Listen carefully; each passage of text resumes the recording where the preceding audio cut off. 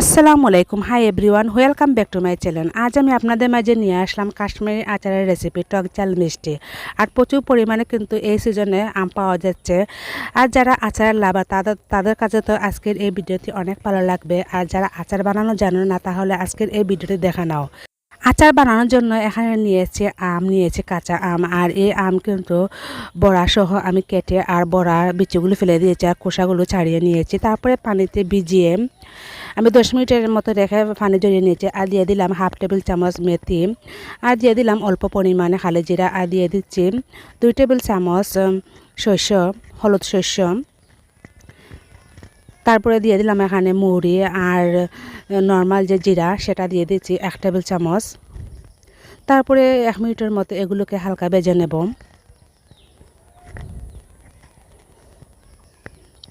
Viewers, আর ভেজে নিয়েছি। তারপরে আমি এগুলোকে অফ ক্যামেরায় ব্লেন্ডার করে নেব। তারপরে চুলে একটা কড়াই বসিয়ে দিয়ে দিলাম সরিষার তেল। আর সরিষার তেল দিয়ে কিন্তু এই আচারটা খেতে অনেক ভালো লাগে। আর দিয়ে দিলাম 2 টেবিল চামচ রসুন বাটা। আর রসুন বাটা একটু নেড়ে চেড়ে একটু ভেজে নেব। তারপরে আমি যে যে আচারের জন্য যে মশলাটা বানিয়েছিলাম সেটা দিয়ে দিলাম। তারপর দিয়ে দেব আমি এখানে ভিনেগার, 1 কাপের মতো ভিনেগার দিয়েছি। হাফ টেবিল চামচ হলুদ গুঁড়ো,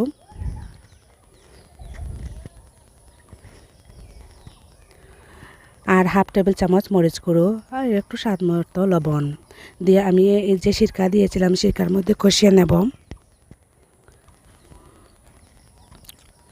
কষিয়ে নিয়েছি। এ পর্যায়ে দিয়ে দিলাম কাঁচা আম। তারপরে মশলার সাথে মিশিয়ে নেব। আজকের এই কাশ্মীরি আচার রেসিপিটি যদি আপনাদের কাছে ভালো লাগে, অবশ্যই আমার চ্যানেলটা সাবস্ক্রাইব করে রাখবা। এতে করে আমি যখন নিত্য নতুন ভিডিও আপলোড করব সবার আগে আপনাদের মোবাইলে পৌঁছে যাবে।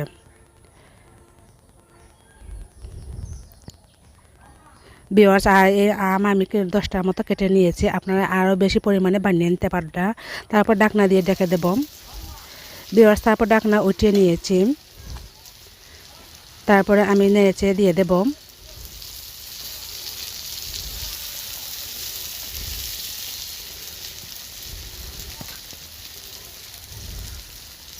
এ পর্যায়ে দিয়ে দেব আমি আখের গুড়। এখানে আমি 2 কাপের মতো দিয়েছি আখের গুড়। আর এতে কিন্তু অনেক পরিমাণে মিষ্টি হবে। আপনারা যদি মিষ্টি কম পছন্দ করেন, এখানে আরও কমিয়ে দিতে পারতাম। আপনারা আরও বেশি পরিমাণে আম বানিয়ে আচার বানিয়ে রাখতে পারবা আর সারা বছর সংরক্ষণ করে আপনারা খাইতে পারবা। আর এই আচারটা কিন্তু ডিপ ফ্রিজে রাখতে হবে, তা না হলে আচারটা নষ্ট হয়ে যাবে। তারপর ঢাকনা দিয়ে ঢেকে দেব। 3 মিনিটের মতো ঢাকনা দিয়ে ঢেকে দেব। 3 মিনিট পর ফিরে আসলাম। আর দেখুন গুঁড়ো গলে পানি বের হয়ে এসেছে। এ পর্যায়ে আমি ঢাকনা ছাড়া রান্না করব। আর ঢাকনা দিয়ে দেখে যদি আমি রান্না করে আম গলে একবারে ভর্তা হয়ে যাবে। আরও 3 মিনিটের মতো রান্না করে নেব।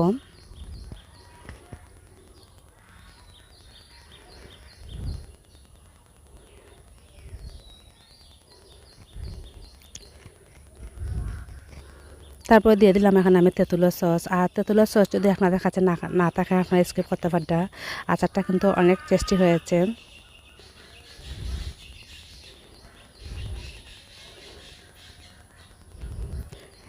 আশা করি আজকের এই সহজ রেসিপিটি আপনাদের কাছে ভালো লেগেছে। আর ভালো লাগলে অবশ্যই একটা লাইক করে দিও।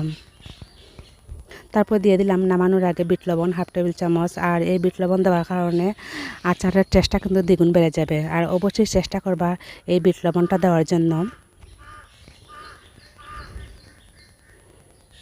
পেঁয়াজ আর আচারটা রান্না করে নিয়েছি। এ পর্যায়ে আমি নামিয়ে নেব আর একটা প্লেটে আমি পরিবেশন করে নেব।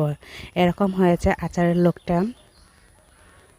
আশা করি আজকের এই আচারের রেসিপিটা আপনাদের মাঝে সহজভাবে দেখাতে পেরেছি আর আপনাদের কাছে ভালো লেগেছে। তাহলে আজকের মতো এখানে বিদায়। আবারও আপনাদের মাঝে কোনো এক আচারের রেসিপি নিয়ে আসবো। আপনারা ভালো থাকবা, সুস্থ থাকবা। আল্লাহ হাফিজ।